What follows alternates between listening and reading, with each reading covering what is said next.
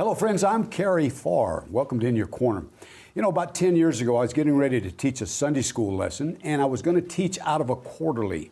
It's one of these little books that the Sunday school board sends to church, and you go through it, and you teach the lesson. And as I was reading that lesson that morning, I was appalled, and it's much worse today. I read 10 years ago that 50 million children had been aborted in the United States since Roe v. Wade was made legal in 1973. And all of a sudden, I felt very guilty because in that period of time, since 1973 up until 10 years ago, I had only stood out in front of an abortion clinic one time and did anything to, help those innocent children. And so since that time, we've had numerous people on who have talked about abortion. And today we're going to have a discussion with some of the most amazing guests we've ever had on In Your Corner before about the subject of abortion. And I want to say right up front that, it affects almost every family in America today. And we're not condemning. In fact, we know that we serve a God that is very forgiving. And today, if you're still suffering from the pain and shame of having an abortion, we're going to share some stuff with you that will help you understand that you can find forgiveness, that you can find freedom from guilt and shame. I want to introduce our esteemed guest today. To my immediate right is one of the most iconic movie stars of the 1970s. I think she was the first supermodel, starred in something like, I don't know, you'll have to tell me, Jennifer. 40 movies. 40 movies. I remember many of them, especially the summer 42. But, you've written 7 books. You're involved in so many things, and we'll let you share that with us today. But sure. What an honor and a privilege to have you on. Thank you so much for coming and sharing your story. And I love your hair color. Well, I resemble that remark, where ours is We're very the similar. oldie but goldies here. That's right. And, That's right. I'm glad I'm still around. Me too. I'm very thankful. Yeah. And to her immediate right is our friend Victoria Robinson, who's been on before, pro-life advocate, and has an amazing story. Has done some amazing things in the pro-life movement, and we can't wait for you to share your information. And then, and next to you is Dr. Jack Monaco. Dr. Monaco is an OBGYN and is doing some different things in medicine today. And Doc, we'll let you share that. In fact, we'll just go to you right now. Okay. You and I were talking off camera, and you had an experience as a medical doctor with abortion. It changed you from being pro-life, to Pro-choice. pro-choice. I've got it mixed up. Go ahead and share the story, I say that Doc. all the time. I do. Well, I trained in a Catholic hospital by choice because I did not want to be in a situation where I was forced to do abortions, which a lot of the other hospitals that were not religiously affiliated made their residents do. And I was chief resident, and I was on call one night, and there was a doctor, he was a Jewish doctor, and he trained at our hospital, at a Catholic hospital, but he did the abortions in the area. I was in Hartford, Connecticut. And I got a call from him, and he said he was sending a woman to the emergency room who he had started to do an abortion on, but misjudged how far along she was. And he said, "You need to complete this." And back then, you did what the doctors told you. Your attendings told you to do something, and you did it. And so I said, okay. So we brought this patient to the operating room. I told the scrub nurse rather, I said, this is not going to be nice. I said, I understand if you want to leave. And so we started to do this, and I was pulling out fetal parts, identifiable fetal parts. It was horrible. And I went down to the chief of the department the next day, and I said, this stops today. I said, we're never going to ever do this again. We're a Catholic hospital. We shouldn't be doing this. And as far as I know, it never happened again. But it was a horrible, horrible experience. Yeah, it's and that brings you to a stark reality there, doesn't it, Doc? Absolutely. Yeah. Vic, why don't you share with us a little bit about your background and your experience with abortion? First of all, I love that you called me Vic because we go way back, and my friends call me Vic. But I unfortunately got involved as a pro-life advocate because I chose abortion over 30 years ago. I was a single mother with 2 little girls, and my husband at the time decided he didn't want to be married anymore. So he basically said goodbye to all of us and went from North Carolina to California, got as far away from us as he could. And I met a man at one of my 2 jobs that I had to start working because I couldn't barely take care of them without any financial support from their dad.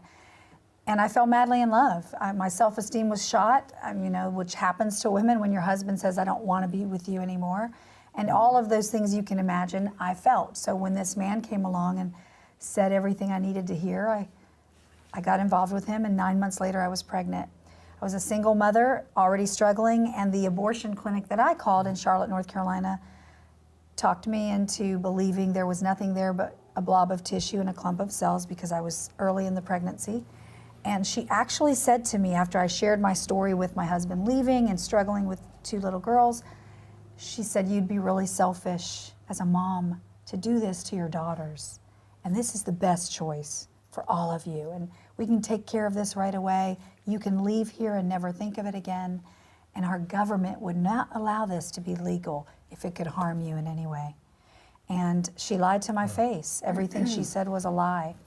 And I walked out of there a different woman than the woman who walked into that abortion clinic. But, you know, you've been on before, and I remember you telling me then, Victoria, that you went into a room afterwards where they let you recover, and there was a lot of pain and grief there. The whole room was filled with these makeshift beds on the floor, and not one bed was empty. After the abortion, they take you in this room and they give you a couple Tylenol and say, stay here for 30 minutes. You can leave in 30 minutes after we make sure there's no complications. I lasted about 5 because the women in there were just, it was something I'll never forget and I never want to see again.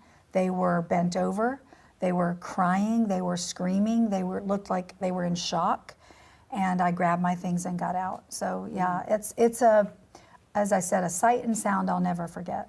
But you know, you and I have talked about this before, and you wrote a book called They Lied to Us. Tell us a little bit about how, you know, they lied to us and where somebody can connect with you and get this book. Well, you can connect with me on my website, victoriarobinson.org, and you can get the book on Amazon right now. It'll be on my website as well. But I wrote the book because after I went through abortion healing, which was not until 10 years after choosing abortion, and that's a whole nother long story, I decided more women needed to know there were options other than abortion, and they needed to know the truth. So I wrote the book to share other women's stories of why they chose abortion and how God delivered and saved them and redeemed their life, like He did for me. And that's why I wrote the book. It's now in its 5th print. I have a second book coming out called They Lied to Us Too, T-O-O. That's the men's stories of how they've been affected by abortion. Right. That's the thing we don't talk about enough, Kerry. And when I called the father of my aborted child to tell him the book was coming out, because I knew he may find out about it, I wanted to make sure he knew there were no identifying factors in the book about him. When I called him, it had been over 10 years since we'd spoken because we broke up after the abortion, which happens to 9 out of 10 times with couples who choose abortion. They don't stay together. It's too traumatic to remind themselves of what they did. When I called him, all I said was, hey, it's me. And he knew my voice. He was crying so hard I couldn't understand what he was saying. And he said, when I finally got him to calm down, I've been waiting for this call for over a decade to beg you for forgiveness for what I made you do. I should have protected you and our baby, and I failed you both. And I've been in therapy 8 years dealing with it.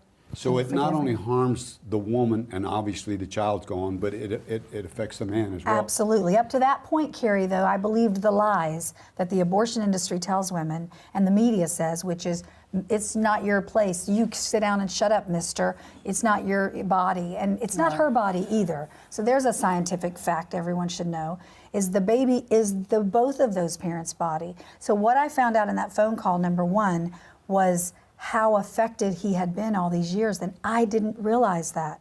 I thought he'd gone on with his life and I was dealing with all the ramifications of our choice, but he wasn't. He was in turmoil. And the second thing I realized was I can never go anywhere without speaking to the men and letting them know, I know you're hurting and you deserve healing as well. And it's not fair that we make this issue all about women. And when you think about it, the abortion industry is very good at doing that because they know if men rise up and take their place and say, that's my child too, and start fighting or telling the woman, I'll support you. Yes, because a lot of men don't say anything because they're afraid. Well, it's her choice, it's her body. That's what they told me. No, sir, it's your baby too, and you need to fight for her. Because most women walking into abortion clinics just need the father of that baby or someone to come along and say, I'll support you and walk through this with you. Yes. You're not alone. Right. And they wouldn't walk in. That's amazing.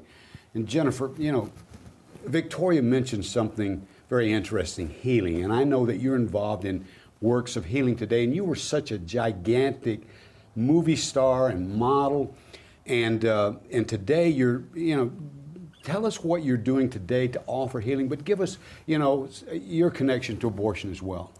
Oh, my gosh. Well, I came to my faith in Jesus Christ at 38 years old. So I was living in Hollywood and living that life and didn't have a clue what God had to say about the abortion issue. I married at 17. I was a cover girl for 30 years. I divorced 6 years later. I had my daughter and went through depression because of postpartum depression. Yes. So I went back to New York City and met, just like you, a man that I thought, after the divorce, that I fell madly in love with whom I'd spend the rest of my life with. And there's a reason that God says, wait. Because you really have to know, getting to become intimate with somebody, babies can happen. It takes two to tango. And every voice has a voice, from the child to the father and the mother. I was thrilled. I became pregnant. I even asked the doctor to write down when I was due, and I went down to see the dad down on Wall Street, and I put the note on the table waiting for him to look up and smile. And he just looked at me and he said, you're not going to have that, you're going to have an abortion. That was stunning to me. Rejection too. Well, the percentages are 85% of the individuals, women, girls, are coerced in some fashion to get an abortion, whether it's parents who want them to finish school. The truth wasn't being told then. Abortion had just become legal. I didn't have my faith in Christ. I didn't know about alternatives. And I was coerced. I mean, I was threatened. But that doesn't matter because I folded. I couldn't protect. We are not designed to kill our own. And it's offensive to God. But I want to tell everyone who's listening that if you've suffered an abortion, that God has your babies, according to the Bible, according to the story of David and Bathsheba. And there is reconciliation and wholeness in Christ. So there is healing. And if you've suffered this, you can become a billboard for the truth. I started working with an organization called Silent No More, which they were one of the first organizations to really embrace the men's story. And I know that your audience is very much men. And there are, to me, three categories, and I'm going to do a movie about that as well. There's one category of the man in the situation with an unexpected pregnancy who does not support. He just kind of says, he's just neutral. Jesus will spit out lukewarm. It's not, if you say, I'll do whatever you want, what you're saying is, I don't want, as a man. I'm not going to be there for you. The other person is adamantly, you're not going to have that. And then the lies started, just like with Vic. It's just a blob of tissue, a cluster of cells. My doctor told me that. It's not, it's a baby. With the advent of the ultrasound machine, we can hear its heartbeat, we know it's humanity, and 85% of girls or women who hear that see an ultrasound, which, by the way, Planned Parenthood turns away the screen, so you can't see the humanity of your baby. You're carrying a baby, not a blob of tissue. The second group of men are the ones that just don't want to have anything to do with it. And the third group is heartbreaking. It's these dads, their dads, who actually have no say of what the woman does with their baby. And it's my body, I'll do what I want, and they suffer horribly. It's their child, and they want that child. They should have a say. They should have a Yes. waiting period. They should Yeah. have a lot of things. It is a moral issue. It is a moral issue, abortion. And we will pay for it in this country, over 60 million I know. now. It's and we have to step up. An oxymoron, I've talked to Dr. Jack, my friend, head of the board of people we help in the military, that it's an oxymoron to say that you're a Christian and that you're pro-choice. Absolutely. It doesn't make any sense whatsoever. And I don't understand it, but if we, on a myriad of issues, don't start standing up for the values, what is your yardstick of values? It comes from the Bible. So profound. But you can heal. You can heal. You can heal. And become a billboard. Amen. Well, let me ask this next question, and I want us just to have a discussion. Either one of you can speak. You know, today, the woman decides she wants an abortion. Sometimes the male is not like the ones that you two knew. He wants to keep that baby. What happens when he has no say? They get the abortion. They get the abortion. And they suffer. Laws need to change. Yeah. A man should have a right to save his child. And as I said though earlier, I think when the men step up and they start to empower themselves with, Right. wait, that's my child too. Think about this, Kerry. When a woman chooses abortion and realizes, whether it's at that moment she's so vulnerable, and the abortion industry preys on her vulnerability. They know she's vulnerable. They say everything she wants to hear. When I gave that woman $350 cash, that was so kind to me, showing me such compassion, speaking to me in this sweet voice, as soon as she had my money, she put it in her drawer, shut the door, looked at me and said, if you change your mind when you're on the table, you don't get your money back. That is just So that's the crazy. abortion industry. It's wicked, but they prey on your vulnerabilities, and that's what they're doing They don't to women. also talk about, if you don't mind my popping in, No. the aftermath of abortion. No, they never tell you They that. don't tell you the truth. Higher rates of addiction, suicide, miscarriage, health Promiscuity. problems. Absolutely. Yeah. You are sentenced to higher rates of cancer. Yes. And so the woman's physical body goes through that, her emotional and spiritual body, but the man is equally affected if that's his stance. And sometimes years later, like your guy. Yeah, because the thing is, men were made, God made them to protect, to take care of their woman and their children. They weren't able to do that. So whether they drove her, paid for it, talked her into it, doesn't matter. Yeah. Eventually they come to the realization, that was my baby. And with a woman, I'm a mother. I wasn't created to kill my children. Right. So Yeah. when she comes to that realization, listen, we've been healed. Jen and I have gone through after abortion recovery. That does not mean it ever goes away. You know, people look at me. I've had young women say, Victoria, I've been following you and watching you, and I admire you. So I'm going to have an abortion because I'm too young to have a baby. I know I'll be okay. And then I'm like, don't you dare use my abortion to condone your abortion. You don't see me on the floor still, 30 plus years later, crying out to God, why didn't I make a different choice? Why didn't you stop me?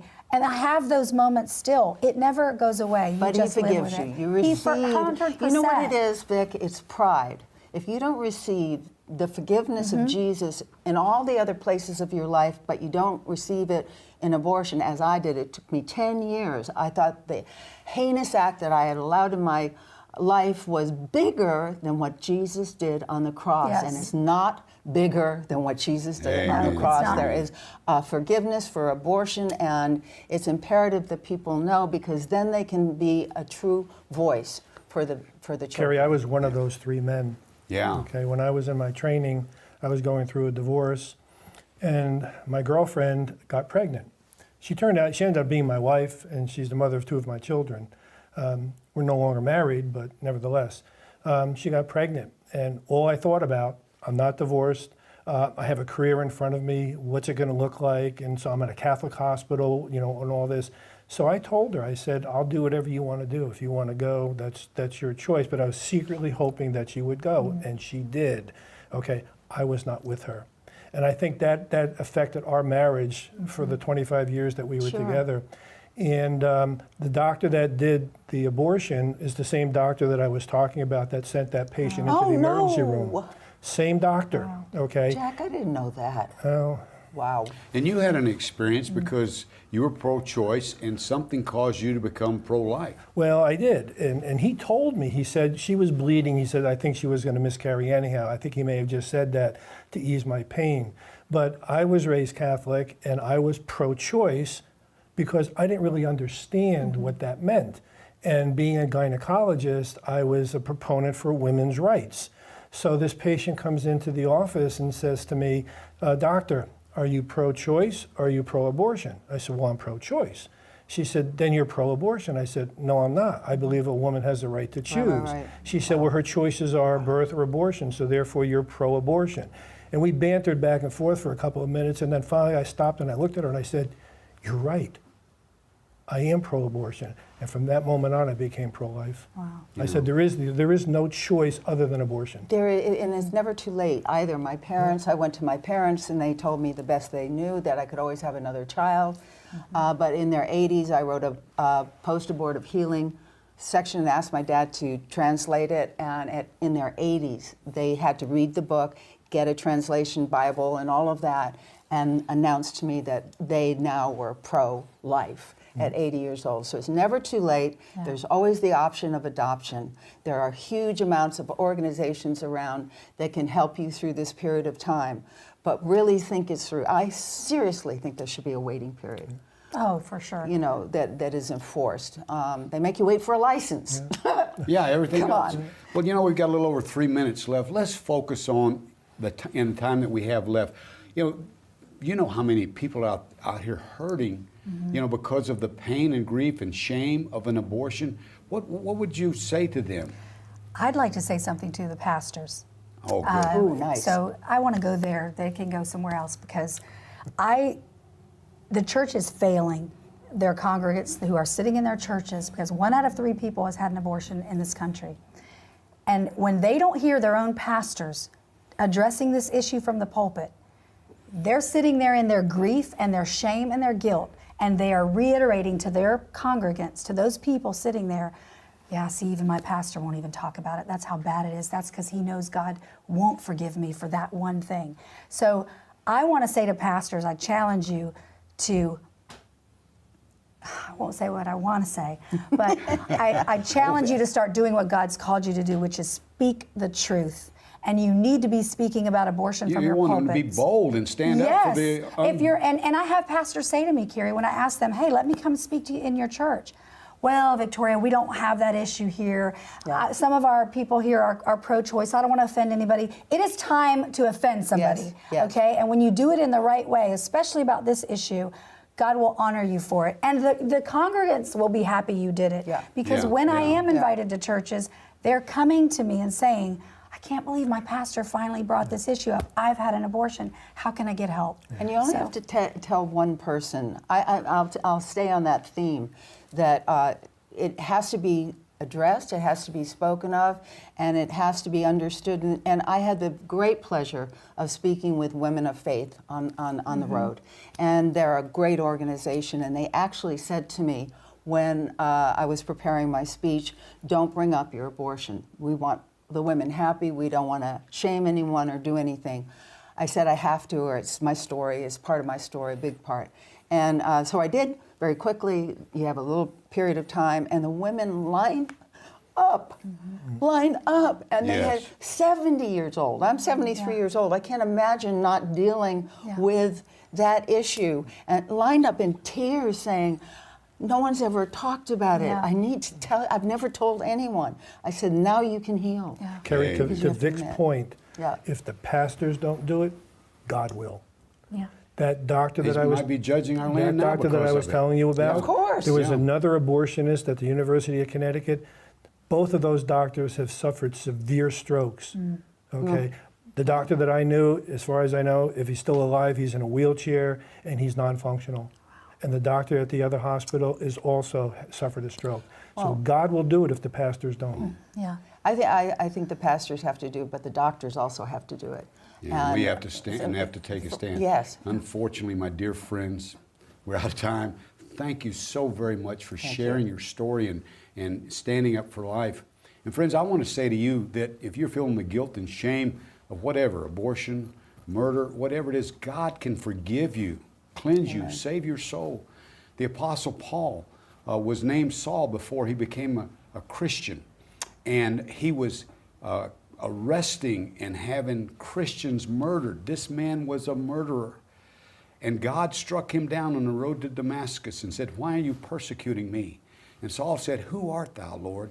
And I believe it was at that point that he yielded himself. And the Lord said, "I am Jesus Christ, the one that you've been fighting against."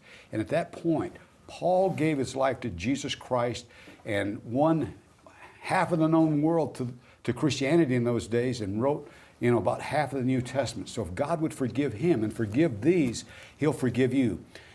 Asking the Lord into your heart is as simple as ABC. A, admit that you're a sinner. B, believe that Jesus Christ died for you, was buried and rose again. Then C, confess your sins and ask him into your life, and he'll save you. And when you do, contact us at inyourcorner.info and let us know that you've received Jesus Christ. Again, I want to thank our wonderful guest. It was such a blessing having you on the show today. Thank you so much. Thank you. And friends, we'll look forward to seeing you again next week on the next edition of In Your Corner.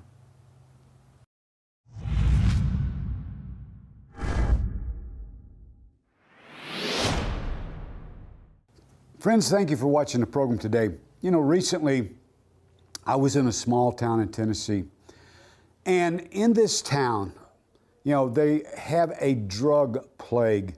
They were losing 3 people in a small town in Tennessee per week to death from overdosing on drugs. It was just an incredible problem. A local judge went to all of the churches and said, "Our court system is just inundated with drug cases. Our jail's overrun, we just can't handle it." And a group of 12 churches across denominational lines got together, and they formed a coalition. They opened a Hope Center where they started bringing these young men and women in off of the street and helping them overcome addiction. And I was down there just recently and was at a church service and saw about 20 of these young drug addicts at the altar. Miraculous things are going on in this town, and this city is winning their town back to Jesus Christ. It's miraculous, the things that we saw that are going on down there. Our hearts were so impressed that we are going to do a documentary called Hope Lives in Hohenwald, because we've seen hope rise up and conquer death there in this community. And we're going to be working on this in the next couple weeks. If you would like to be involved in helping us finance the work of the documentary, it takes a lot of money. Go to our ministry website, inyourcorner.info, or or mail your donation to P.O. Box 218-425, Nashville, Tennessee 37221, and help us save lives and save souls in this little town. And not only will we do it there, we will share with this documentary what's going on there so that you can do it in your town as well.